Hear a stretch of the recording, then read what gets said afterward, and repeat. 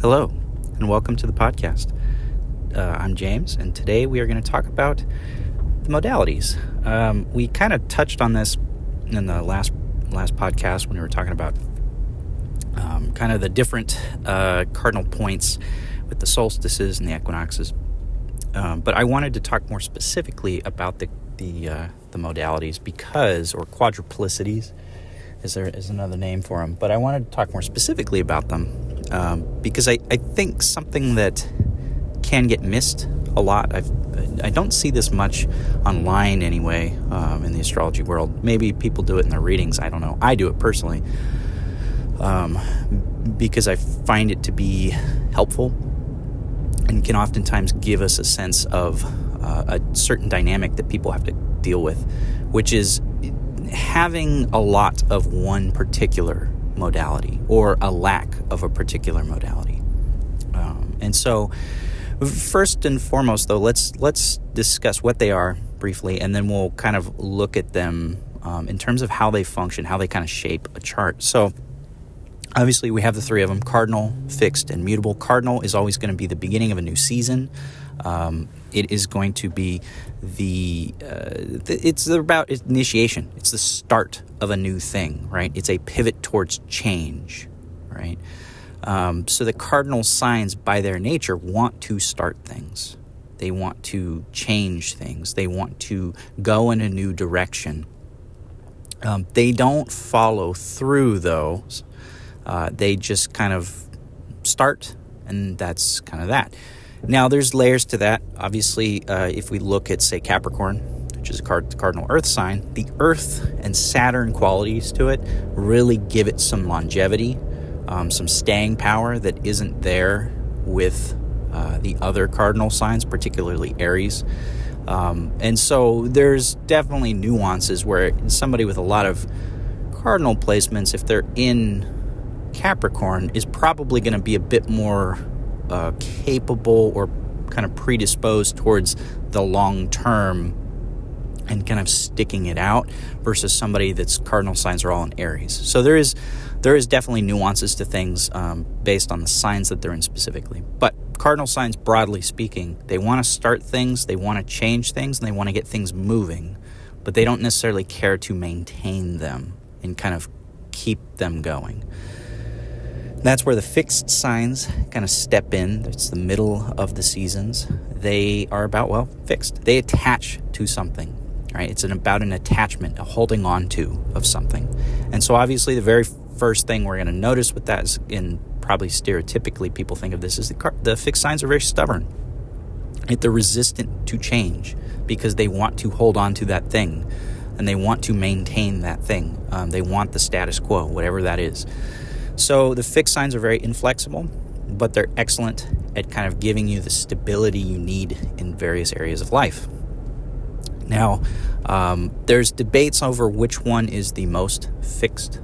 My personal opinion, it kind of, it depends because they're all fixed in different ways. I think Scorpio is probably the least fixed because it's almost the fixed nature of it is the fact that it's always changing.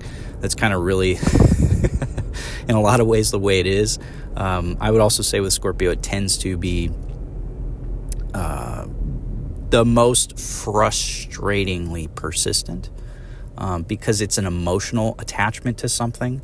And when you have emotional attachments to something that you're pursuing, or a person or an object or a goal or whatever it is, there can be a lot of irrational decisions made as a result of that.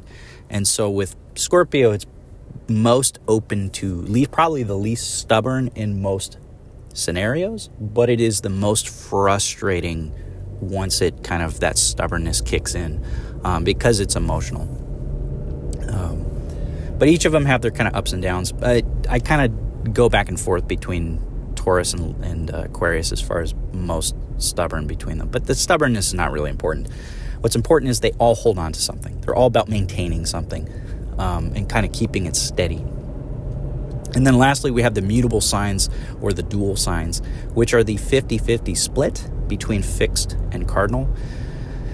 And I know when you first start learning and you look at, I know for myself this was the case when I first started learning astrology, and I looked at the mutable signs and I thought, I have a lot of those.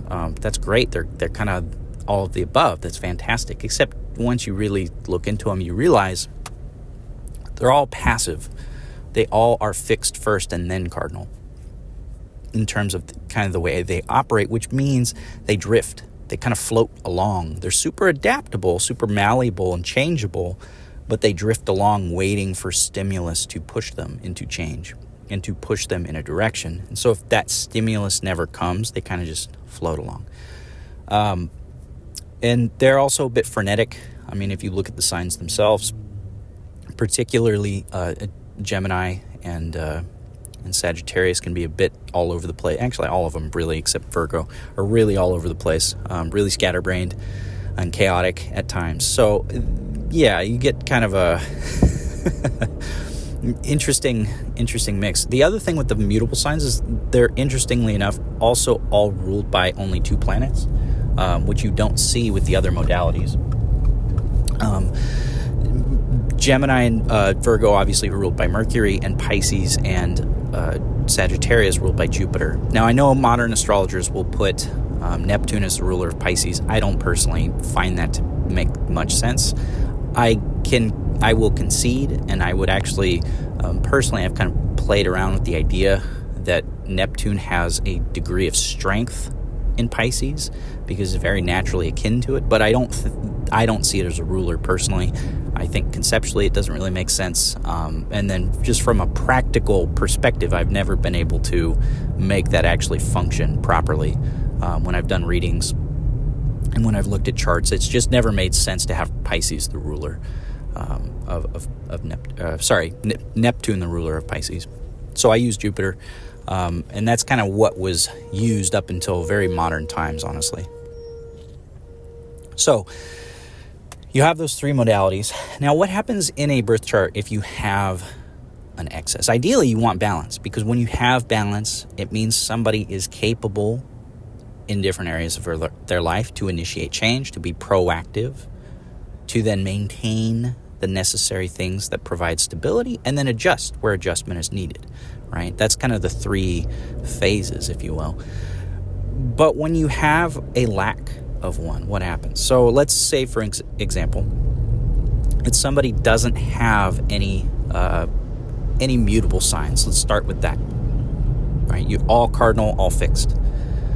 Well, what you see is somebody who's very good at getting things going and maintaining, but there's a humongous amount of inflexibility to that. They cannot adjust on the fly. They have a predetermined, I want to do this thing, so I'm going to jump in and do it, and then I'm going to maintain it. But you don't see an ability to adjust as needed. There's no flexibility. It becomes I have to do it my way, or I have to do it the way I have planned, or else, right? There's a very strong lack of ability to see where adjustment is needed. And that's kind of the benefit of having the mutable signs ruled by Jupiter and Mercury. So they're both very intelligent. They're intellectual. More so Mercury on the intellectual side, but Jupiter is it's about our belief systems, right? And it's a higher knowledge, expanding ourselves. So they both really deal with a lot of knowledge components, and knowledge allows you to, see better ways of doing things, see other ways of doing things, right? So the lack of mutable signs really makes somebody inflexible, and it can be frustrating because they might not even have that much fixed signs in them. They might be mostly cardinal, but without that mutable component, they're always going to want to do it on their terms. They're always going to want to make change on their terms, and not when life kind of throws them a curveball. And that can be a very big struggle.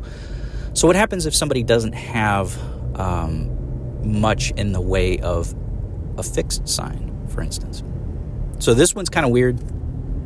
What you get is somebody who's really good at change and who thrives on change, but has no stability in their life. There's no constancy, and that's really, really hard.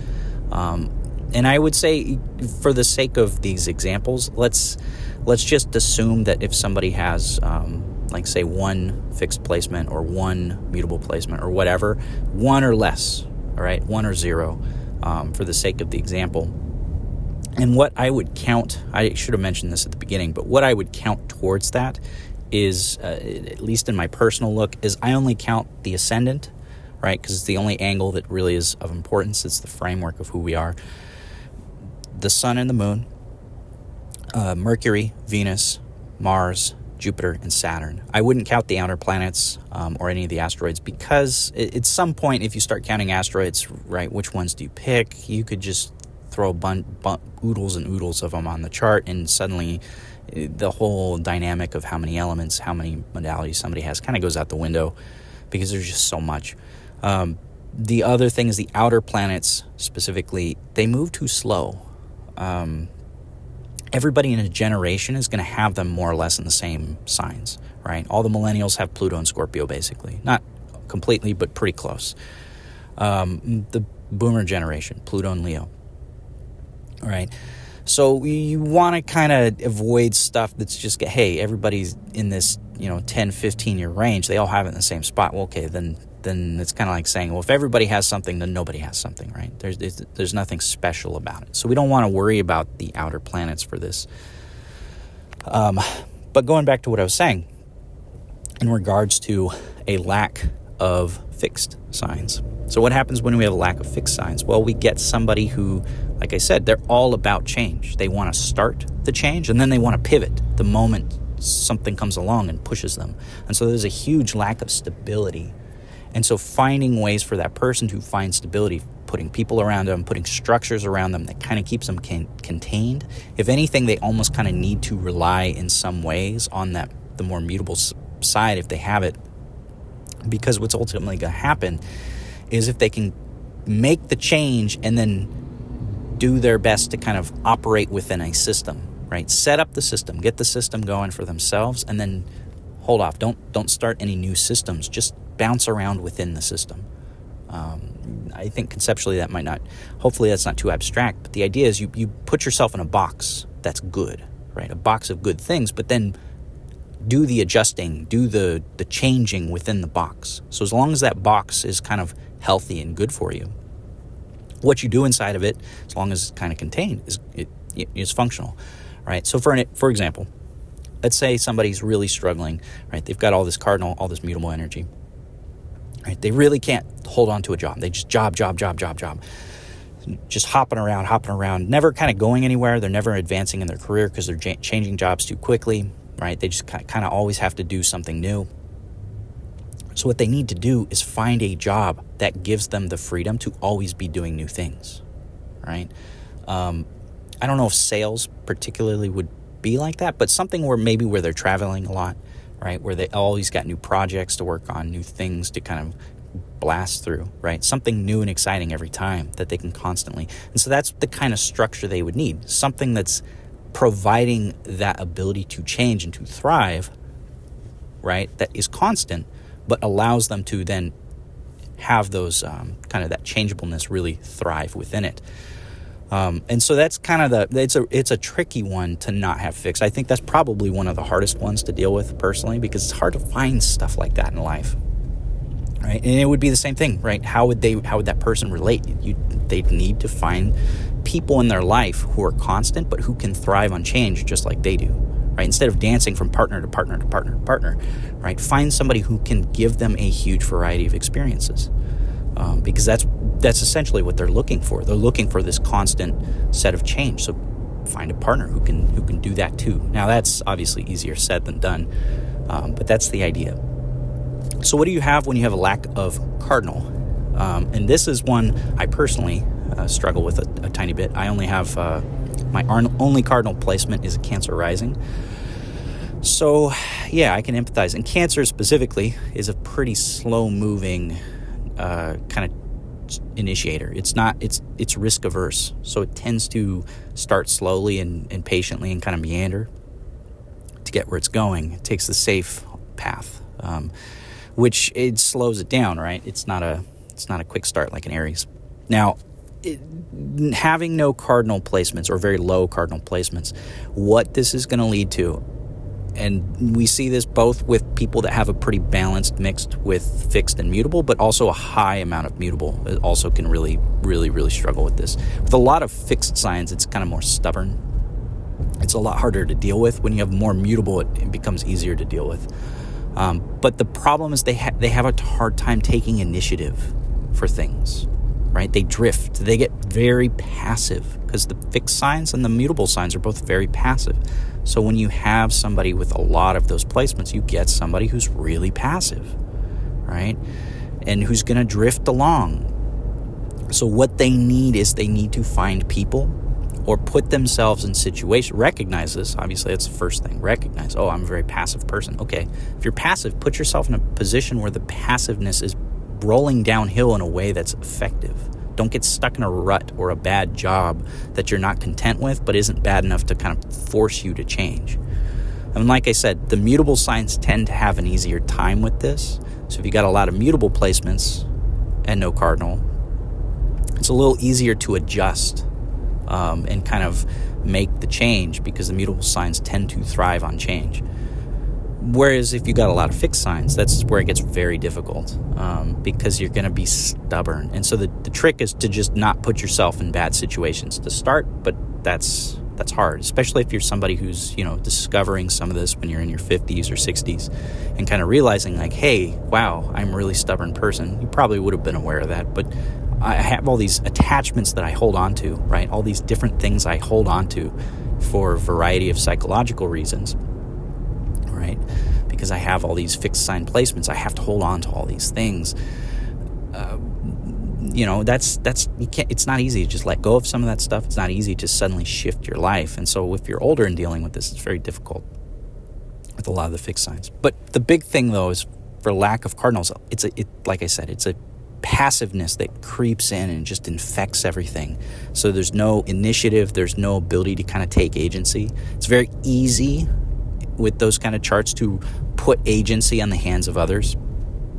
All right, it's really, really, I'd say in a lot of ways, it really comes down to the Mars. What's the Mars in those kinds of charts going to do?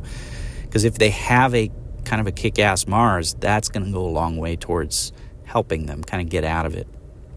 If it's a fixed Mars, it might actually help in some ways because it kind of pushes them towards something. They're going to actively work.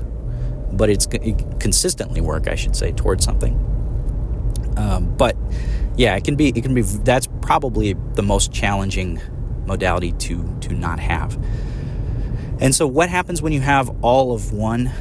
It just kind of exacerbates the problems in various combinations. If you have somebody who's got all cardinal, for instance, what do you get? It's kind of the same thing as if they've got a big mix of cardinal and mutable. They can't stick with anything. It's always got to start a new thing. I like to think of Jim Harbaugh. He's a football coach currently with the Los Angeles Chargers. If you look at his career, I haven't looked at his chart. I should probably look at his chart, but I wouldn't be surprised if he's got a lot of cardinal placements because the dude cannot stick with a team for more than a couple years. He's always changing teams, always starting a new program, building up a team, and then leaving it. Bill Parcells was another football coach that kind of had that same thing going on.